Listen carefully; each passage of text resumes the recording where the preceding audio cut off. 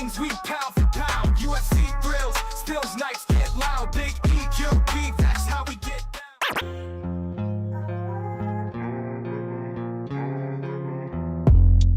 Yo, what's up everybody? Welcome to a special Wednesday edition of the GRP, and I'm here today on a Wednesday because I am not going to be around tomorrow. We've had a trip planned for a little bit, and it kind of snuck up on me, and I kind of forgot about it last week. I was all wrapped up in everything I was doing, and I kind of forgot that we were not going to be around this week. So I prepped everything early, and I'm doing the show a day early. But hey, fuck it, right? At least I'm here and I'm doing it, and it's just a day early, no big deal. And everybody that watches this on Thursday thinking, how come he's not live today? There's a video out. What the hell? Sorry. I didn't even announce anything. I forgot. And if you can hear it in my voice a little bit, I've been sick.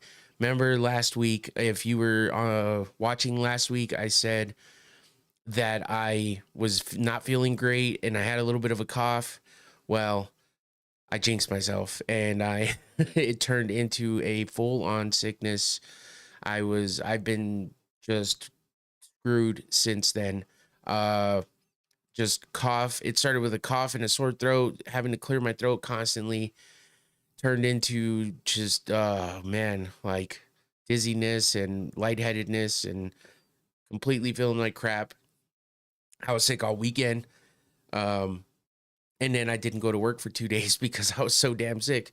So while being sick on the couch, I'm like, just with my phone, half asleep, prepping all my stuff, being like, hey, if nothing else, maybe I'll do the show. Maybe I won't. Depends on how I feel. I almost thought we were going to have to cancel our trip. That's how shitty I felt. So I went to work today, luckily got through the day, and I should be packing, but I'm here.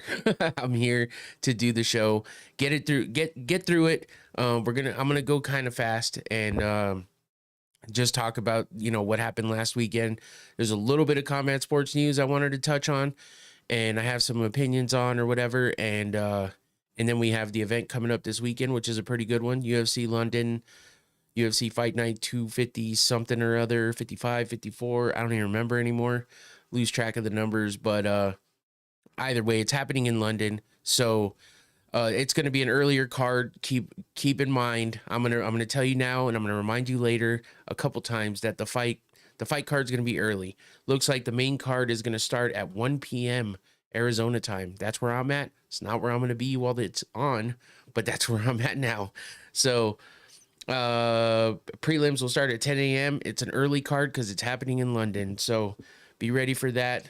I'm trying to combat the rest of my sickness with a drink because, hey, it's got citrus in it, it's got agave, and it's got whiskey. I mean, back in the day, that's what you drank to get better for a sore throat, right?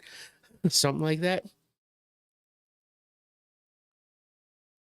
Anyway, I haven't really touched the drink. I think I had like one drink over the weekend. And, oof. Yeah, no, I think I made a hot toddy, which also has whiskey in it, but mainly lemon juice and honey tea. I tried to do that to help myself feel better. It was okay for the moment, but it's not a cure-all. So I'll just have another drink. Why not? No, I really have been doing lots of things to try to feel better. I have this little like personal humidifier thing, and it's like a mask that you like hold it. It's like a mask that goes over your face, and it's got holes in it, and you just breathe normally, but it's got the Vicks, like vapor stuff. Holy shit, that thing works great. I was doing it for the last 10, 15 minutes before I came on just to try to sound better and, feel okay, not keep having to clear my throat. So I've been chilling on the nicotine pouches, chilling on the drinking, chilling on... I'm not even going to hit the smelling salts today, but we will talk about them. But I'm not going to hit it because I'm worried. I've had so much of everything coming out of my nose, it's ridiculous, and I don't want to even deal with getting a runny nose after I do this because this might open everything up, and that could be scary. So hopefully nobody out there is sick. I've been like this since basically Thursday. Got real bad on Friday night, got real bad over the weekend, continued on, and today's the first day I've felt better, left the house and done things and went to work. So went to work for a day and now I'm off for 2 more because we're leaving. So I'm hoping to stay better throughout the time we're on our trip so that I don't so I don't feel like shit. And I don't want it. I almost had to cancel. That's how bad it was. So let's hope for good times and no more sickness and just getting through it all. Hopefully by this time tomorrow, I won't even sound like this anymore. I'll be back to normal. I hope. Fingers crossed. But speaking of smelling salts and Noctane, hit that QR code. Go check out my sponsor, Noctane Smelling Salts. Again, I'm not going to hit it today because I just don't want to wind up with this runny nose because this thing will open your nostrils up and your sinuses up. But it keeps you alert, keeps you awake, wakes you up, I should say, and then keeps you awake. And yeah, it's good. So go check out that website. Usually I'll show you the reaction I have to it because this is the most potent bottle with the red cap. They have a black cap that's less potent and a white cap that's the least potent. So you can go learn about that and everything else about smelling salts at their website. It's in the description below with the link. But there's also the QR code on the screen if you want to screenshot that and follow it. And go hit up Noctane, get yourself a bottle of smelling salts, check it out. And yeah, have some fun. It's good. So thanks again to Noctane for the sponsorship. I appreciate that. I'm going to take another sip and then we're going to get going because I got an hour tops and then I need to pack. So let's get into it right away.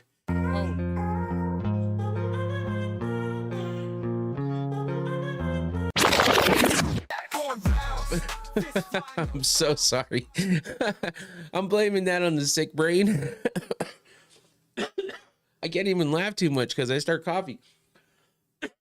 I legit was holding back a cough and I went to press something and I pressed the wrong button. Oh well, bloopers. What can I say? It happens.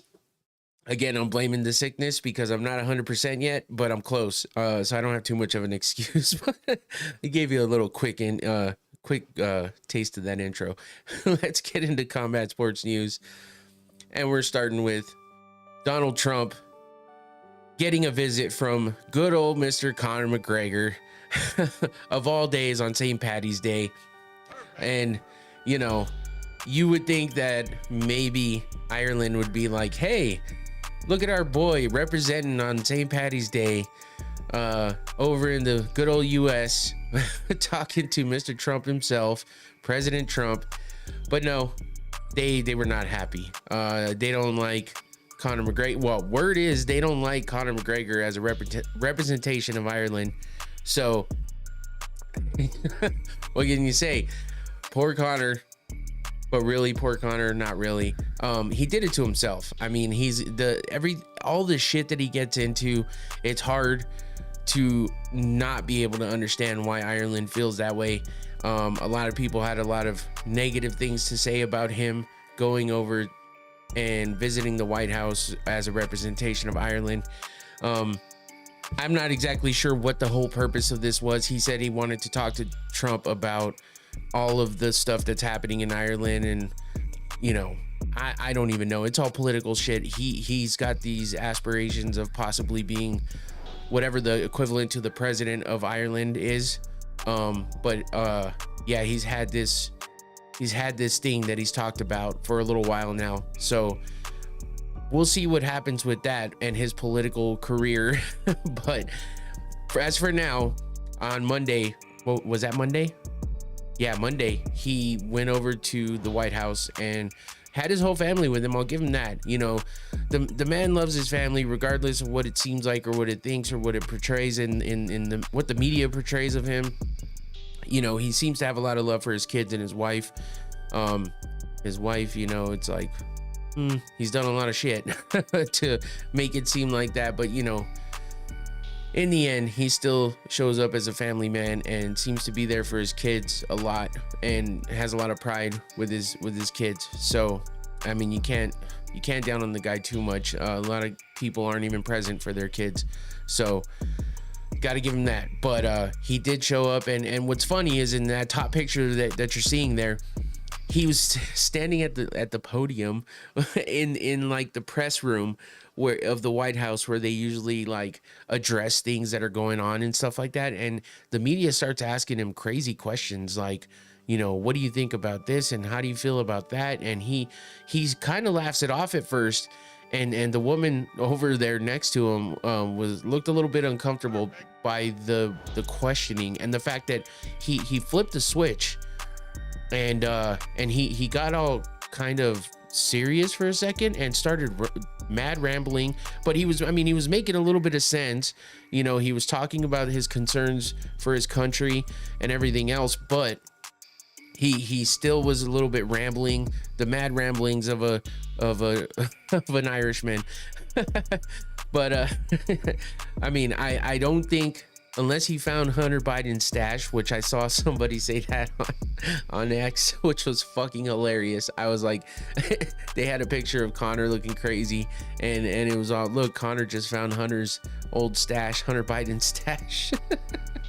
I got a kick out of that one. I just remembered it, so I thought I'd say it. It was pretty funny. But it's not my original shit, so I'm not gonna claim it. But I don't even know who said it, but I saw it, and it was funny. But he didn't look all tweaked out like normal. I don't think he was drunk. I'd hope not. But he definitely was still his crazy Conor self. You know, there was another picture of him where he was like dapping up Trump, like looking like they were bros. Trump looked a little bit awkward and sitting in that big chair you see in that bottom right hand picture. He looked a little bit awkward and uncomfortable, like this guy's got to calm down a little bit. But Conor was just being Conor and his crazy, overly hyped self, and he gave Donald praise for, you know, all the stuff that he's done and his work ethic and all kinds of shit. So pretty funny interaction there, but it's crazy. It's crazy to see somebody from MMA going there in the White House, speaking directly to the president, photo ops and all this other shit. Just the way it was presented was a little bit just crazy. That's the only way I can describe it. So that's I don't know what else to say about it. Not a whole lot came from it. It was just one of those things. Afterwards, President Trump was just like, he's a great fighter, tremendous fighter. He didn't have much else to say about the political side of things.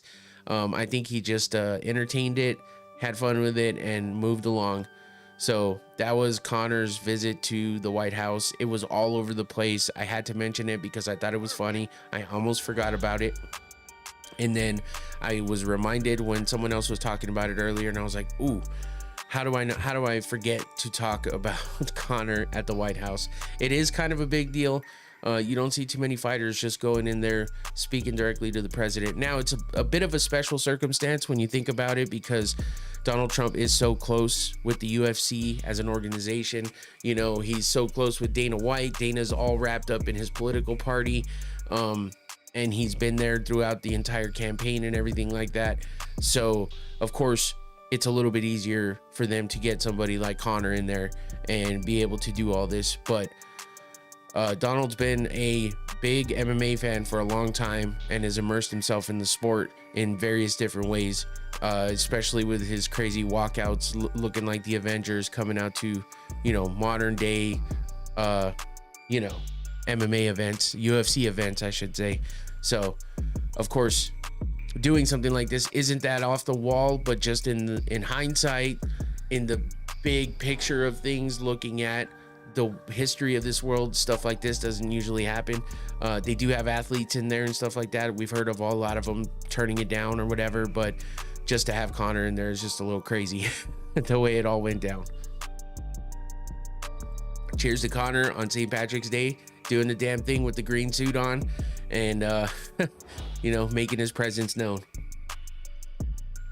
So let's move on to something a little more unhinged, which is weird to say when you're talking about Conor, but Bryce Mitchell has taken his place in the most unhinged MMA fighter at the moment, because he has yet again gone off on another crazy rant in a video.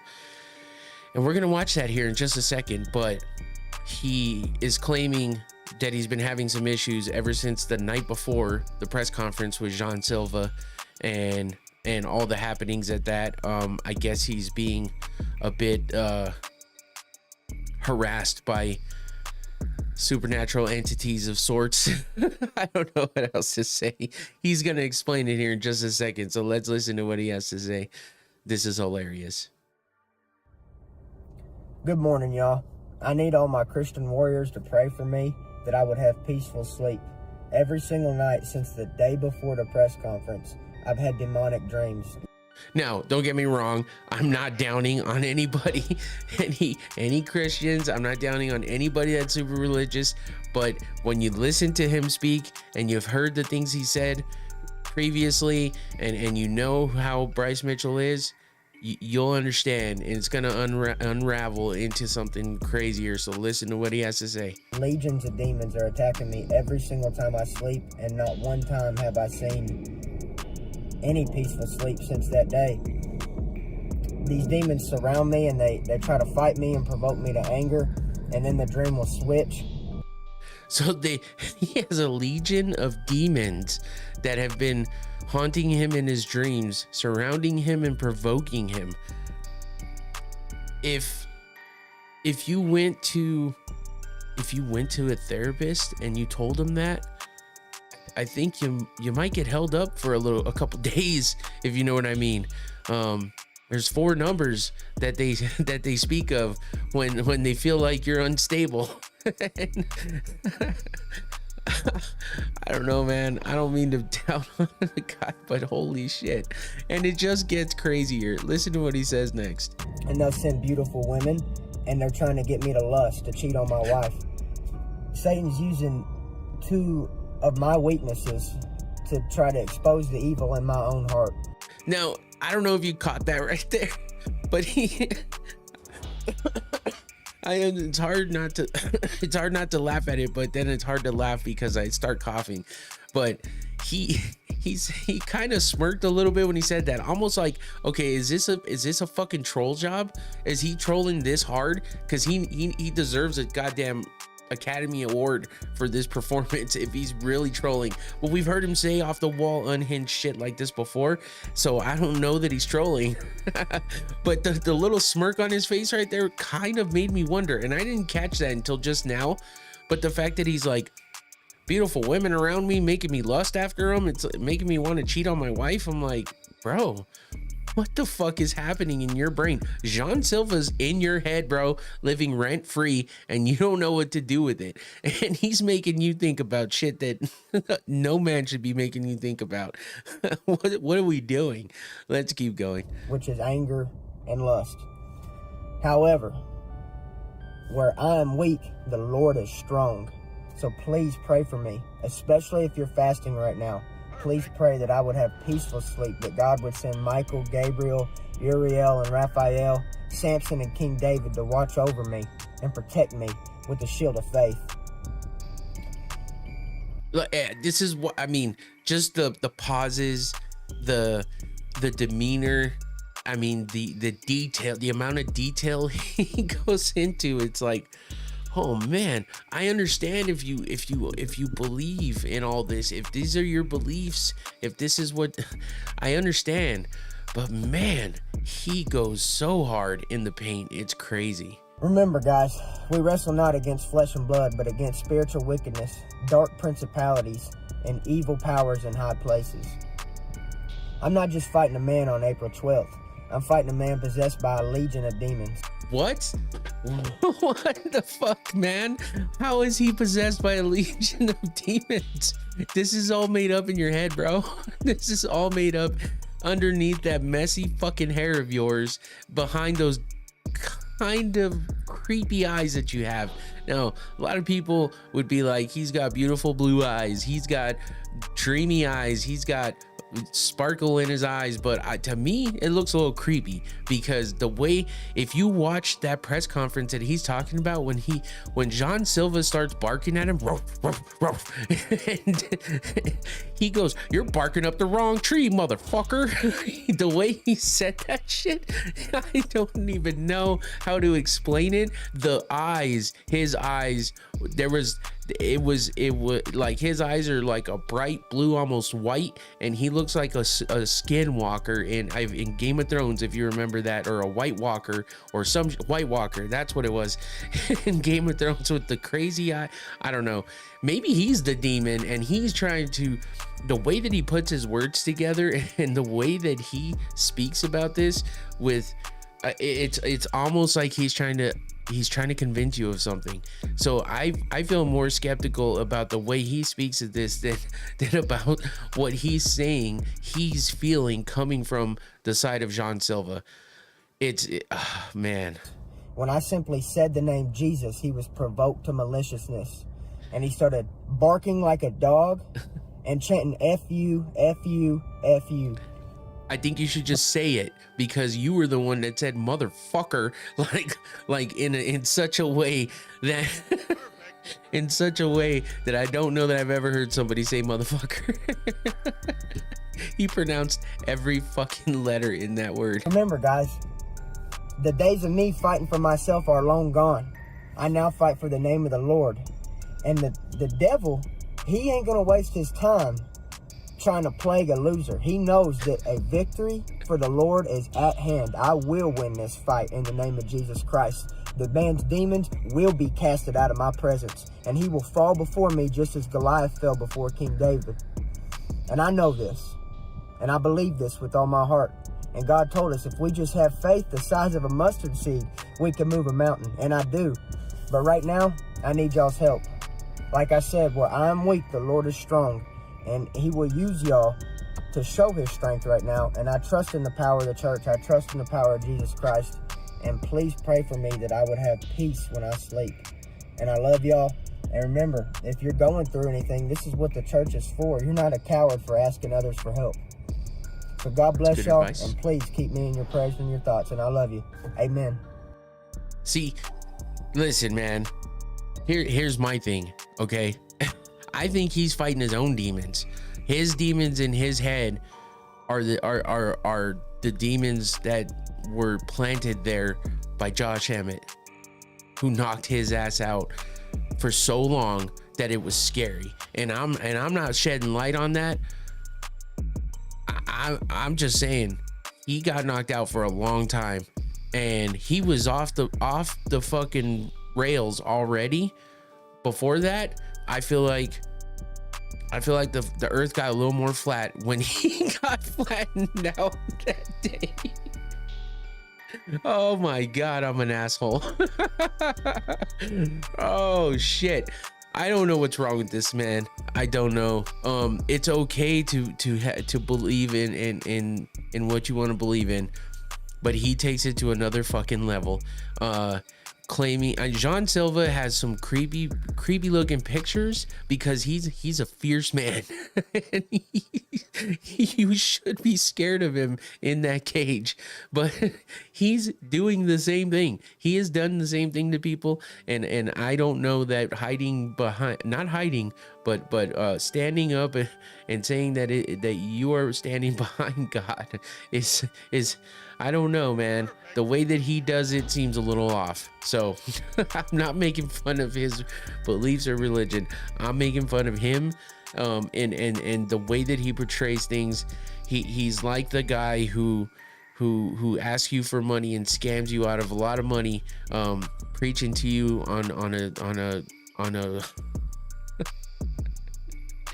a commercial late at night. So I don't know what else to say. I can't stop laughing. And I'm gonna cough a lot more, and I don't want you to have to keep hearing that. So on that note, we're gonna leave you with the piercing eyes that's staring into your soul, coming from the messy headed and scraggly looking Bryce Mitchell and his legion of demons that won't leave him alone. Pray for this man.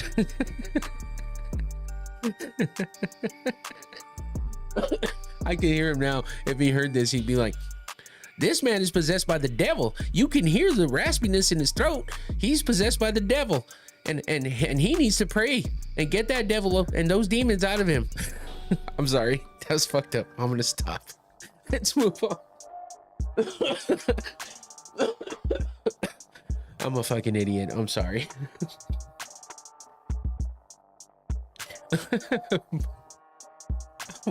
I'm just entertaining myself today. What can I say? I've been down and out for a few days now, feeling like shit, sitting on the couch and rotting.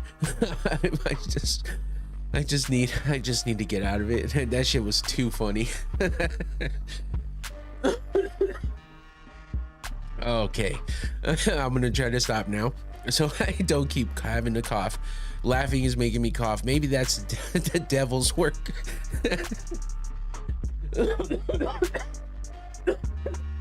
Oh man. Okay, moving on to UFC Vegas 104. Marvin Vettori versus Roman Dolidze, a middleweight fight that happened this past weekend. That was your main event. Pretty sick poster. I mean, they've done something different finally. It's been a while since we've seen something a little different. This week's poster coming up as well has been, I can't stop laughing. My cheeks hurt right now. I apologize for the clearing of the throat and the coughing. It sucks, but it's been my life the past week or so. But this poster is at least a little bit different than normal. I grabbed the posters so it's recognizable. It's the official poster. Why wouldn't I? And I like to present it because it's a part of the event, right? They used to mean so much more back in the day. As you can see, the posters I have behind me, I mean, they weren't the most outlandish, crazy looking things, but they kind of had some meaning. And these new ones, there's just so many of them all the time. Every fucking week there's a new one. So that, you know, they run out of ideas. I run out of ideas for thumbnails and shit. It's tough. So this week's I thought was pretty good. Bryce Mitchell needs your help. Take a look at the thumbnail. Give me some feedback. I need to know how you feel. I put some thought into that. And if you just listen to what he had to say, I think it goes with it. the Jean Silva, you know, half transparent in the background, looking like a spirit behind him. It's masterful. I'm just patting myself on the back right now. Oh my gosh. I'm over here laughing at myself. What is wrong with me?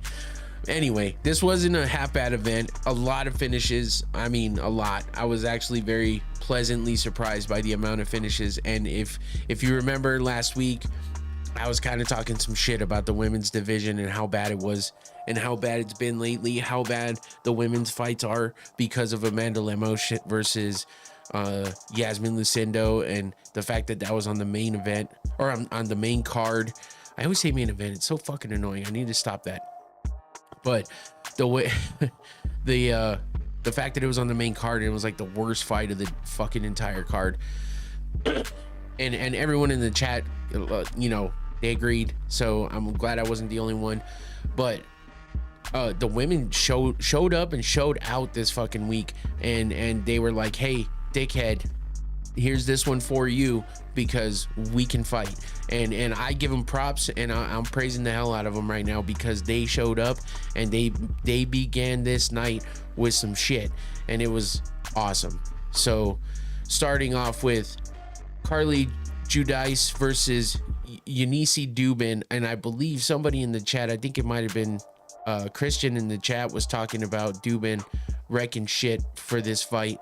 And it looked like she might have a chance in the beginning, landing some good shots on Judice. I think it's Judice. I don't know, Judice. It's hard.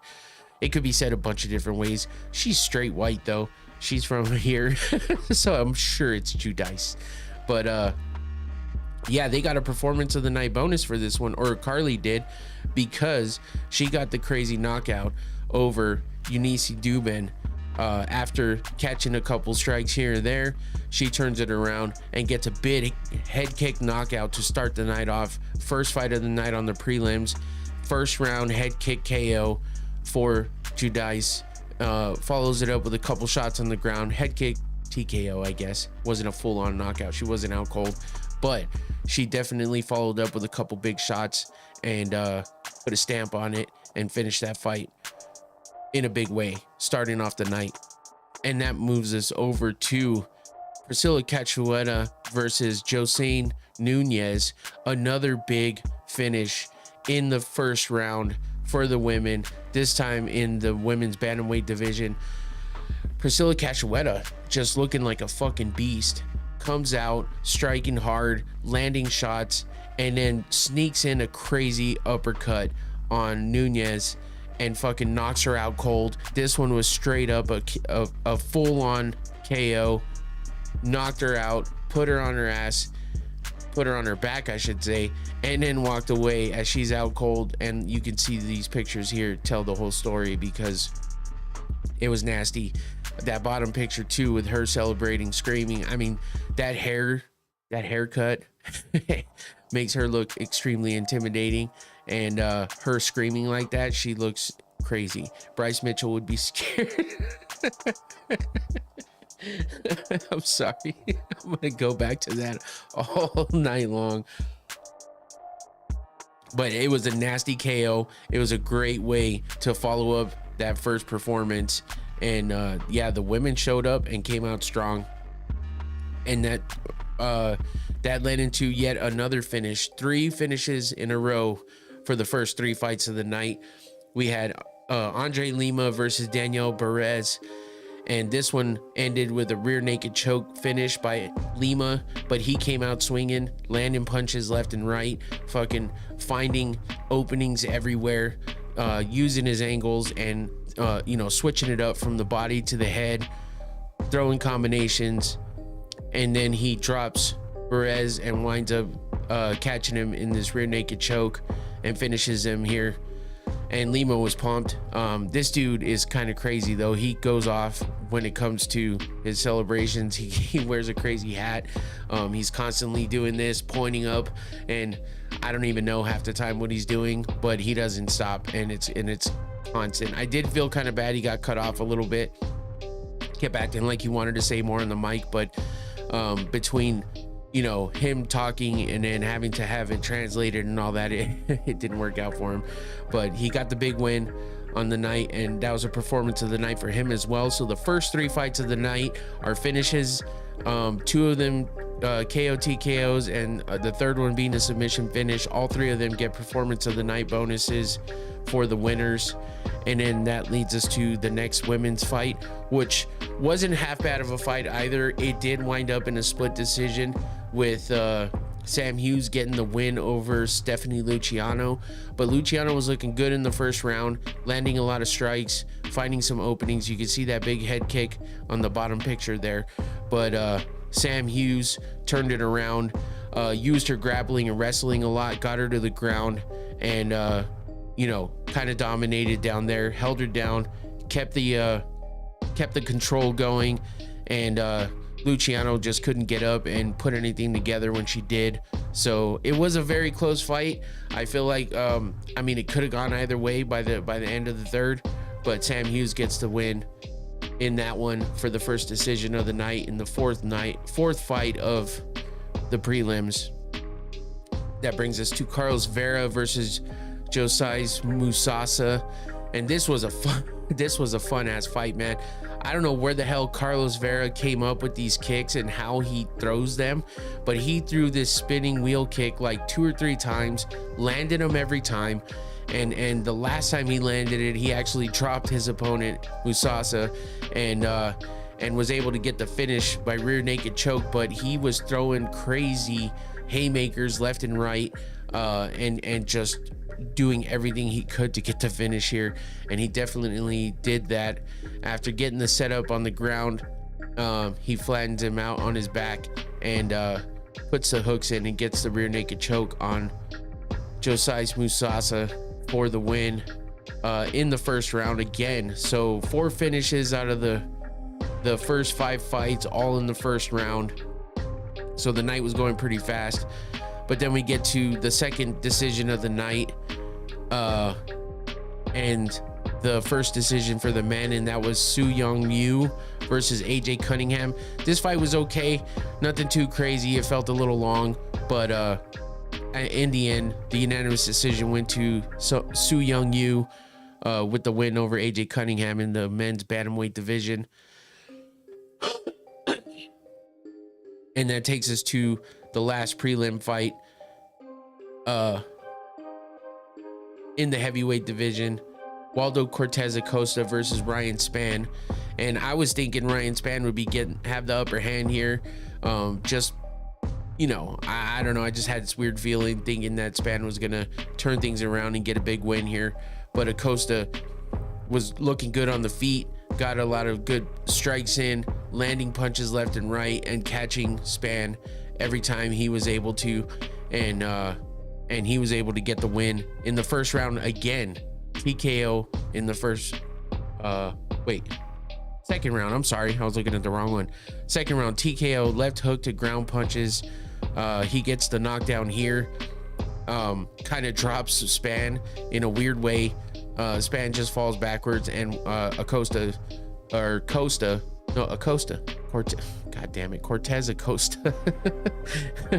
He jumps on top of him, ground and pounds him, and gets the finish in the second round.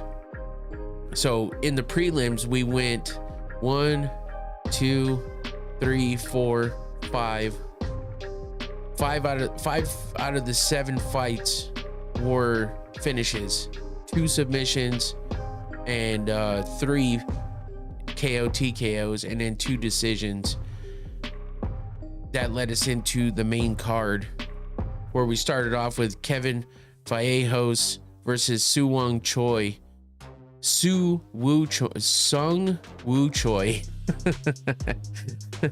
That's a tough one, especially when my nose is stuffy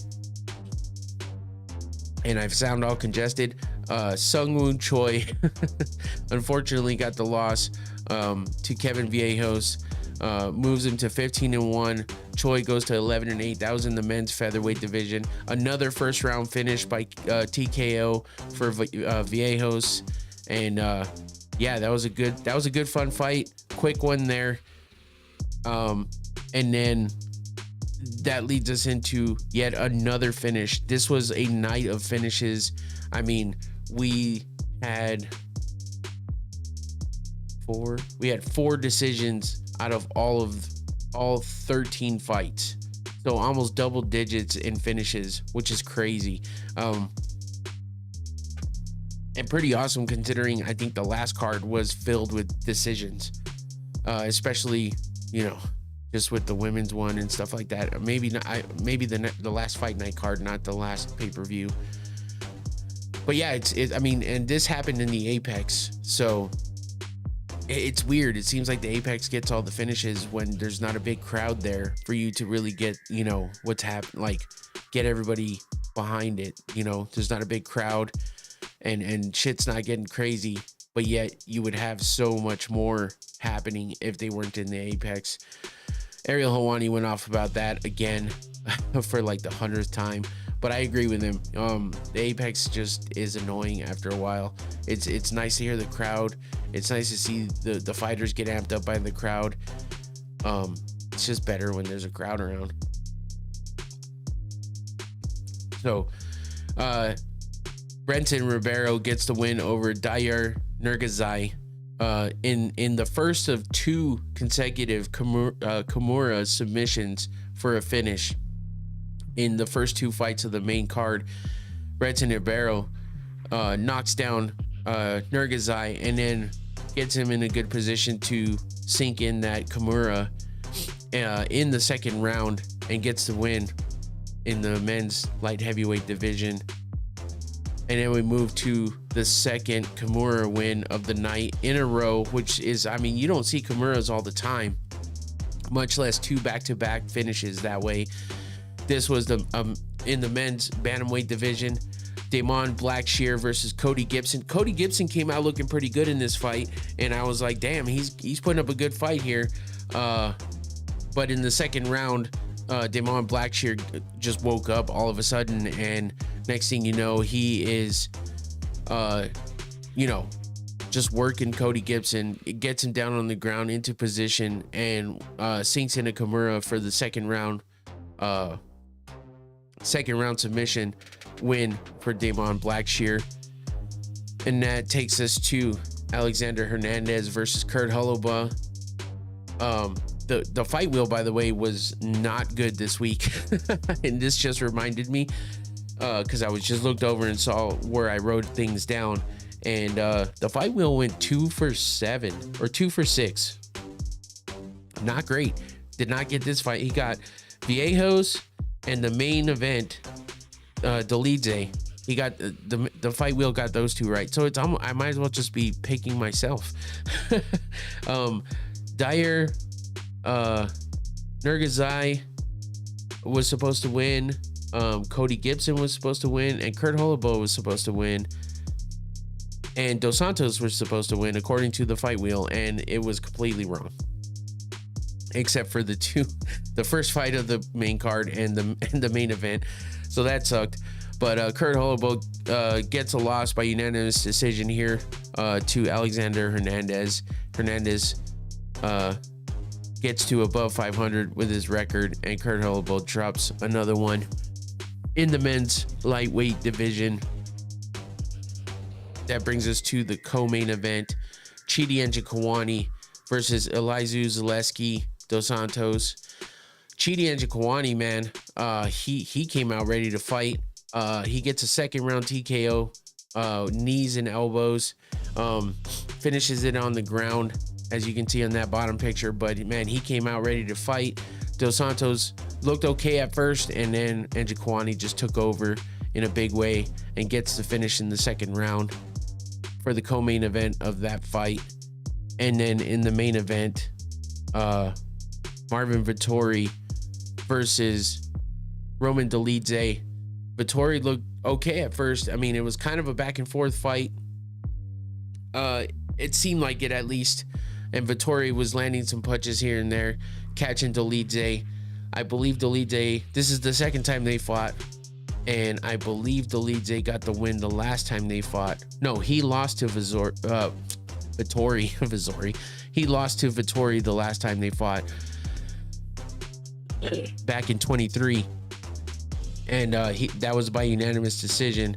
And this time he fought his ass off, turns it around on Vettori, even though Vettori seemed to be busting him up a little bit. You can see that in that bottom picture. Dolidze gets cut open, got some swelling, but he turns things around and catches Vettori and winds up getting the unanimous decision win in the end. There's that pretty good spinning back elbow he landed on Vettori there, and then that chin shot up at the top. But yeah, he gets unanimous decision win. It goes all 5 rounds in the men's middleweight division. Dolidze comes out with the win, and that ends it for UFC Vegas 104. Not a bad card. Like I said, a lot of finishes. That's what makes things, pretty fun and exciting.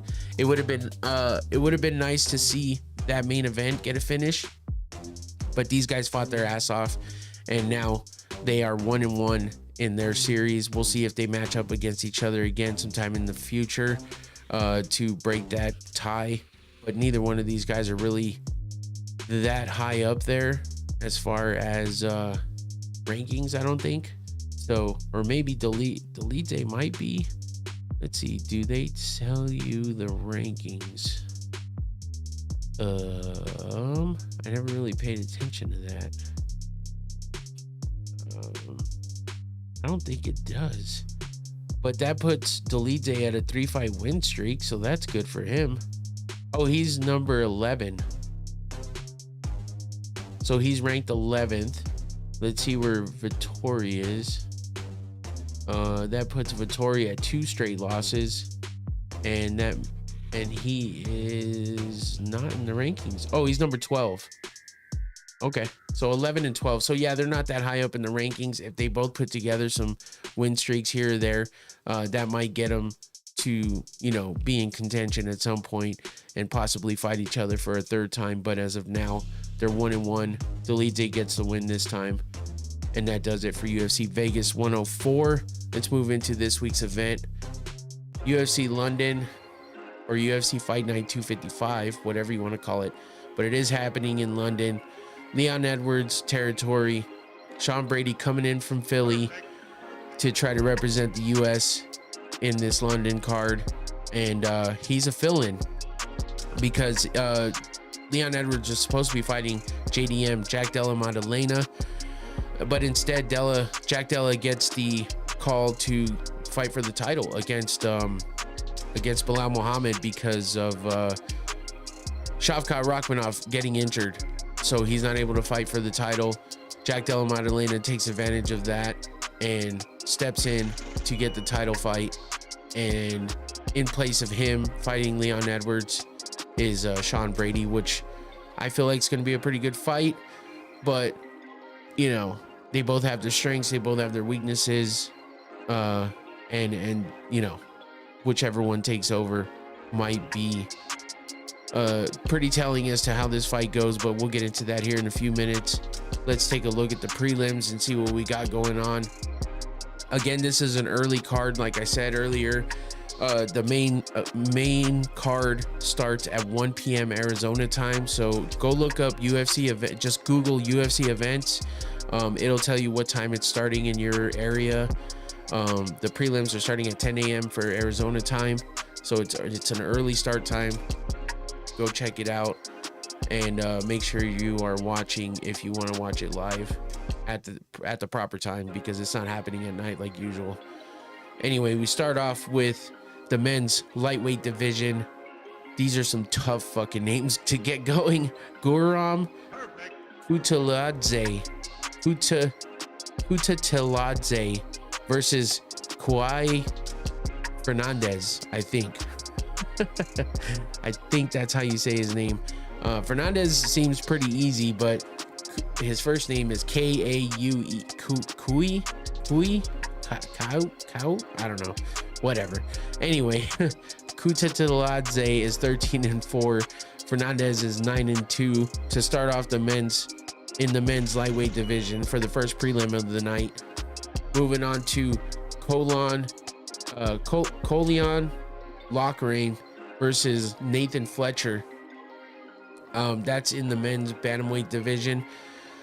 9-1 for Fletcher, 9-2 for Lockerain, and that should be a pretty fun fight down at the beginning of the card. And then you got Shauna Bannon versus Pooja Tomar. We got a couple Irish fighters there, couple in a row fighting, you know, the week of St. Patty's Day, I guess. They're a little bit late, but still, with Lockerain and Bannon. And then you got the first ever women's Indian, women's fighter representing India, Pooja Tomar. I believe she's 1-0 in the UFC, and but she's 9-4 overall in MMA. Yeah, she's 1-0 in the UFC with her one win being over Rayanne Amanda in the split decision win back in June of last year. Fighting Shauna Bannon, who's a tough opponent, 6-1 overall. She is on. She's coming off a win over Ellis Ardoline. She only has that one loss to Bruna Bazil, so that should be a fun fight in the women's strawweight division. And then that brings us to Christian Leroy Duncan, 10-2 in the men's middleweight division versus Andre Pulayev, 9-2. That should be a fun fight there. Christian Leroy Duncan is fun to watch for sure. Middleweight fight for you there. And let's get into the rest of the prelim card. Marcin Tybura versus Mick Parkin. Mick Parkin is 10-0, but here's the thing. These we got two undefeated fighters for these next two fights. Mick Parkin and then Kavanaugh. Loner Kavanaugh is 8-0, as you can see on those records there. But the undefeated fighters have not had a lot of luck lately. I actually had something about undefeated fighters that have lost their undefeated record.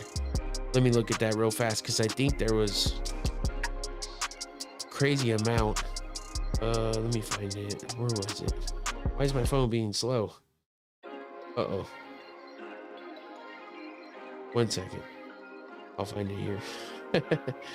What I do? Where is it? Oh, here it is. There's 1, 2, 3, 4, 5, 6, 7, 8, 9, 10, 11, 12, 13, 14, 15, 16, 17 fighters have lost. There's the visual, hard to see, but 17 fighters have lost their O in 2025. I should have put that up here. I forgot. Including Tatiana Suarez. But there's Shara Bullet among the notables, Umar Nurmagomedov. So a few people in there have lost their O in 2025. 3 of them being from this last, Dubin was one of them, but 3 of them being from this last card last weekend. 17 fighters have lost their undefeated record in 2025. Not looking good for undefeated fighters in 2025. So Mick Parkin's gonna have to work hard to beat Marcin Tybura and defeat that little pattern that's happening with undefeated fighters. He's 10-0 versus Marcin Tybura in the men's heavyweight division. 26-9 for Tybura. Now Tybura is beatable for sure, so he might be okay with that undefeated record, but he's got to come out and definitely work hard at getting that win. And then, like I was speaking about before, Loner, I'm not sure exactly how to say his name, Kavanaugh is 8-0 versus Felipe Dos Santos, 8-2. Let's see, Kavanaugh looks like he is 1-0 in the UFC. Dos Santos is 1-2. So that should be a fun fight in the men's flyweight division. And rounding off the prelims, we got Jai Herbert versus Chris Padilla, 13-5 overall for Herbert, 3-4 in the UFC. Not a great record there. Versus Chris Padilla, 15-6 overall, 2-0 in the UFC. That's happening in the lightweight division, and that leads us into the main event. Or I'm sorry, the main card. Again, I say the main event. The damn main card for UFC Fight Night 255 in London, happening Saturday during the day. And we start with Nathaniel Wood versus Morgan Charrier. This should be a fun fight to start the main card off. Men's featherweight division. The hell am I talking about?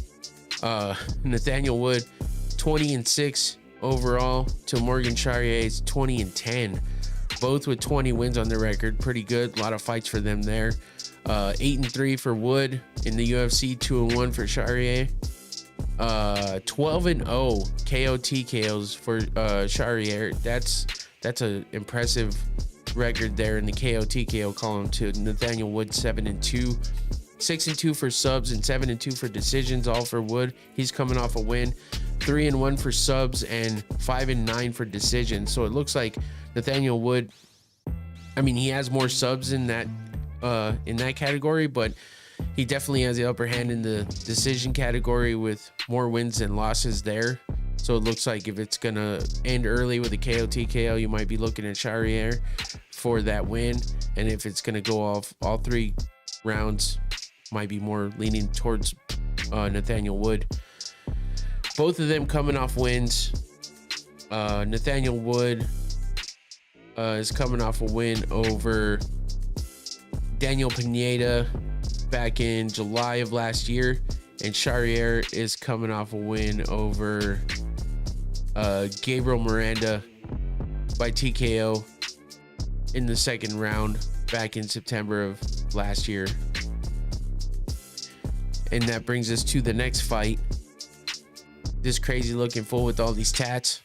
Jordan Vucenic versus Chris Duncan. Now, not Christian Leroy Duncan, but Chris Duncan. Crazy that we got 2 dudes with basically the same name, Chris Duncan. One's Christian, one's Chris, but you know, it could be easily mixed up. Very different looking guys though. But we got Vucenic, 13-3 overall, 0-1 in the UFC. Chris Duncan is 12-2 overall, 3-1 in the UFC. And 2-0 for KO TKO, 6-0 for sub, and 5-3 for Vucenic in decisions. He's coming off a loss Duncan is 7-1 KO TKO, 2-1 in sub, and 3-0 by decision. It looks like, I mean, it's kind of fairly even there. I mean, Vucenicz's never lost by KO TKO or submission. Duncan's never lost by decision. Duncan's coming off a win. We'll see who Vucenic is coming off a loss to. His only fight in the UFC was over Guram Kutateladze, which is, he's fighting on this card as well to start the prelims. Vucenic gets a fight in the main card, even though he lost to him by unanimous decision back in August of last year. Chris Duncan is coming off of a win over Balaji Oki by guillotine in round 1 back in September of last year. So that should be a fun fight there.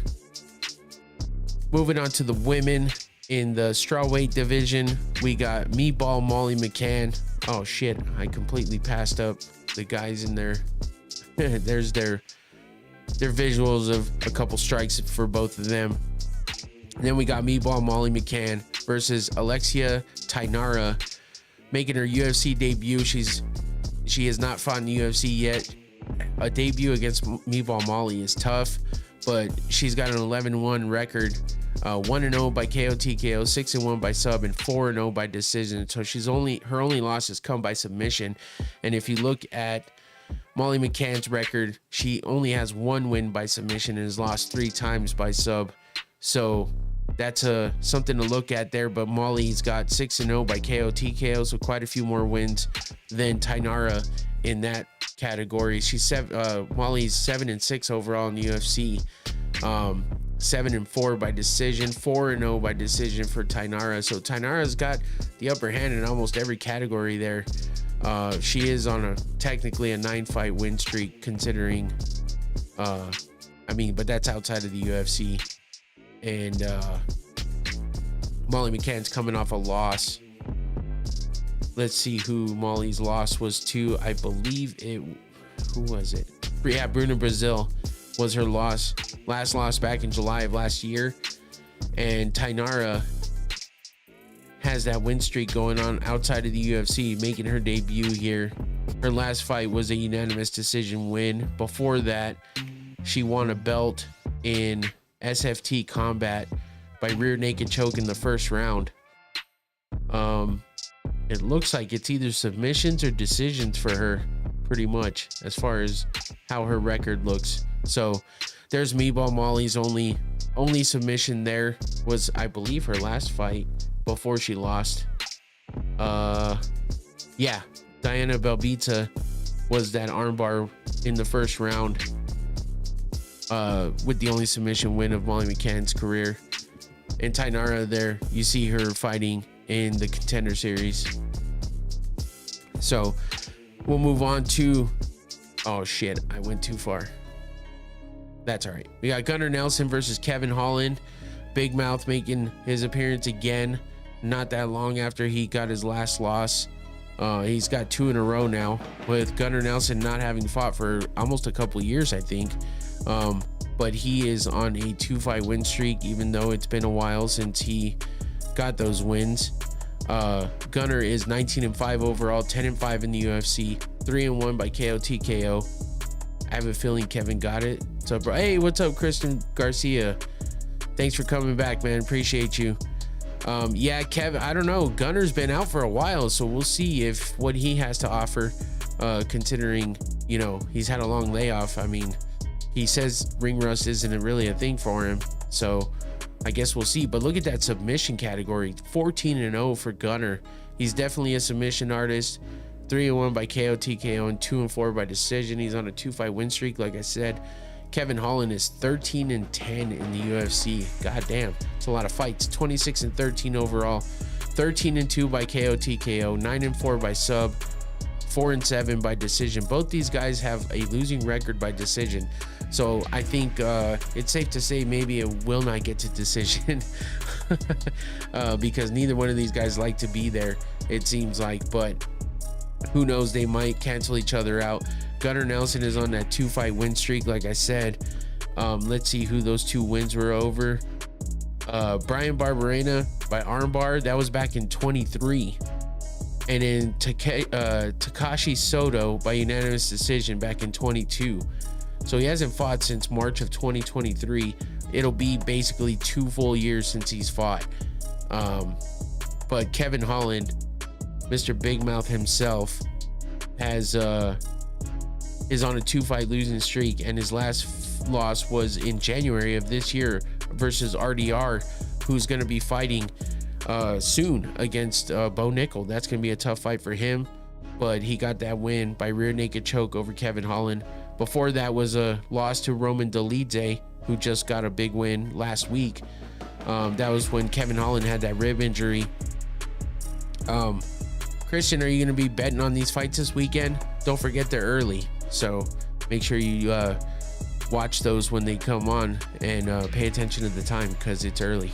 I've missed too many fights because I didn't realize it was on early. Kevin Holland's last win was against Mikhail Oleksiejczuk. That was a win by armbar in the first round back in June of last year. That was a performance of the night bonus for him. So we'll see if he comes out trying to get the upper hand on the ground over Gunnar or try to get the knockout. Gunnar Nelson's definitely good on the ground, but he's all around good. Not sure, got to work at 1 p.m, so we'll see. Not too hyped for this card. Yeah, I got you, man. I mean, I'm looking forward to Carlos Oberg. I like watching him fight against Jan, but Jan can make fights boring, so that could suck. Same with Leon. Leon makes fights boring sometimes, but Sean Brady's a fun fighter. But if he can't get the upper hand on Leon, it might not be very fun. I guess overall, it's not the best card in the world. So I guess, yeah, I'm going to kind of be on vacation. So I don't know that I'm going to be able to watch it. I'm going to have to look for the highlights later. But we'll see. So we'll move on to what I was just talking about. Jan Blachowicz versus Carlos Oberg. I like watching Carlos Oberg fight. He either ends it quickly or at least makes it a fun fight. Oh yeah, the white trip. Are you talking about... Oh no, that's not this one. That's next month when we're gonna be gone for the pay-per-view. That's the white trip. This one is more of a Mexican trip. Going back to the motherland. Oh shit. Yeah, I'm looking at Carlos here with the big win over Jan. He's got momentum. Jan Blachowicz coming off a loss. I mean, this fool's 42 years old, man. I mean, he's still up there fighting and shit, but Carlos Oberg is 34. He's a fucking beast. And but Blachowicz 29-10 overall, 12-7 in the UFC, 9-2 in both KO TKOs and subs, 11-6 by decision, coming off a loss, like I said. Carlos Oberg 12-1 overall, 7-1 in the UFC. 7-1 by KO TKO, 1-0 by sub, 3-0 by decision. So he's undefeated in submissions and decisions. He's on a 7-fight fucking win streak, so I'm pretty sure he's gonna get the win here. But you never know, because Jan is a beast too. You know, he's beaten Israel Adesanya. I mean, he's gotten some big wins, but you know, his fights just get boring sometimes. He lost that kind of a boring fight, split decision win against Alex Pereira. That was his last fight in July of 2023. Carlos, Vucenic, Padilla, lock it in. Money line on all three, huh? All right. I'll be on the lookout for that. I'm not sure if I'm going to bet this week. I usually don't on fight nights, but we'll see. Before that, he had that stupid split decision draw with Magomed Ankalaev, who's now the champ. And then he had the win over Alexander Rakic back in 22. So, I mean, he can get the wins against big names, but like I said, you know, it's not always the funnest fight, and he just hasn't had any really big wins for a while. So we're looking at Oberg to make it exciting, get a big win, put away the older guy. He's coming off a 7-fight win streak. Like I said, that's a lot. His last win being over Volkan Oezdemir back in November of last year. That was unanimous decision. He got a TKO win over Alonzo Menefield before that. Dawoon Jung, Ihor Pretoria, I mean, not the biggest names in the world, but he's still on a 7-fight win streak, so that's fucking impressive. And Carlos Oberg is just fun to watch fight, so I'm hoping to see there's that big punch against Ozdemir in his last fight, rearranging that jaw. So that brings us to the main event to finish this off before we get to the fight wheel. Leon Edwards, 22-4 overall, former welterweight champion, 14-3 in the UFC, 7-0 by KO TKO. So he's never been finished in KO TKO or in submissions. He's 3-0 there, 11-3 by decision. He's coming off a loss to Bilal where he lost the title. Sean Brady, 17-1 overall, 7-1 in the UFC, 3-1 by KO TKO, 5-0 by sub, 9-0 by decision. He's on a 2-fight win streak. The former champ definitely has some impressive skills and wins in his record. Like I said, he's coming off the loss to Bilal Muhammad where he lost his title, but before that he had 3. He won the title against Kamaru Usman, defended against Kamaru, and then beat Colby Covington and defended again, but then he lost to Bilal Muhammad back in July of last year. So, you know, he's definitely got the skills. It's just, what Leon are we going to see? Is he going to be motivated? Is he going to be ready to go? Because he comes out sometimes and he's flat. He gets frustrated in the fight and he shuts down. And sometimes the corner can't do any kind of crazy talk to amp him up and get him ready like they did against Usman when he turned it around, got the big head kick knockout, and got the win and won the title. So he needs to figure something out here. He needs to wake up, especially against somebody like Sean Brady, but Sean Brady's definitely beatable.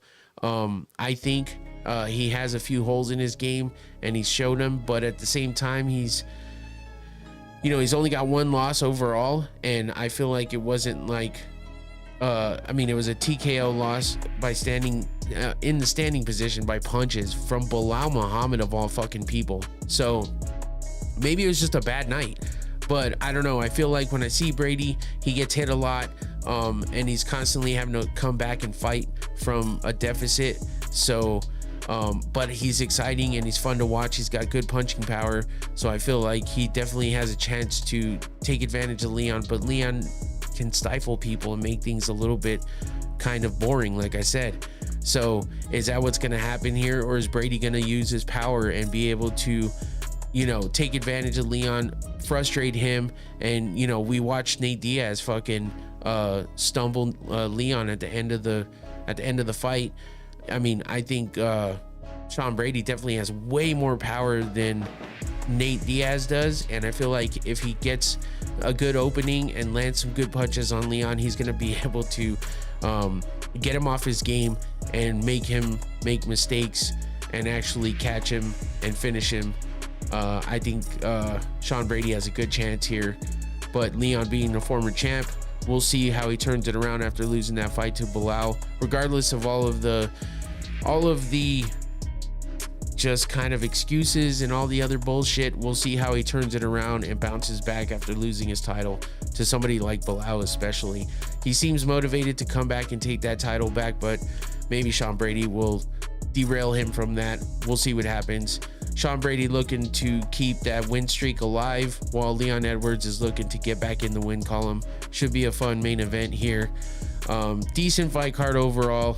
Let's see what the fight wheel has for us this week. Didn't do so well last week. Has a losing record total. I haven't added it all up yet, but both weeks have been losing weeks for the fucking fight wheel. I'm like, I am cursed here, man. I'm not even doing the picks, and the shit is still not winning. So I guess we'll have to wait and see what happens. He's going to replicate Bilal. Yeah, I wouldn't doubt it, man. I feel like he's gonna do better than Bilal, actually, but we'll see what happens. Bilal was super motivated, so maybe that'll be the difference. All right, let's check out what the fight wheel has to say for the night. Let's get to the first fight pick for the fight wheel. I will see what it picks, and I will take the opponent off as it gets picked. Gunnar Nelson for the first win of the night, says the wheel. So we'll remove him, and we will remove Big Mouth Kevin Holland, right? It is Kevin. Yeah. Okay. Moving on to the next one. We got 6 fights on this main card. Let's see who the second big winner is according to the fight wheel. Alex Tainara making her UFC debut. The fight wheel says she will get a win over Molly McCann in her UFC debut, so that should be interesting. Molly McCann is beatable for sure, and Tainara only has 1 loss on her record, so it's not out of the realm of possibilities. Let's see who's next for the fight wheel. Here we go. Next fight winner is not Christian Leroy Duncan, but Jan Blachowicz. Holy shit, Jan Blachowicz to beat Carlos Olberg. I don't know about that one, but that's what the wheel says. So we'll see how that plays out. The vet, the 42-year-old, supposedly beating Carlos Olberg, who's on a massive win streak right now and has a lot of momentum. I'm not sure about that one. 3 more fights to go. Let's see who gets the next win according to the fight wheel. Nathaniel Wood getting the win over Morgan Charrier.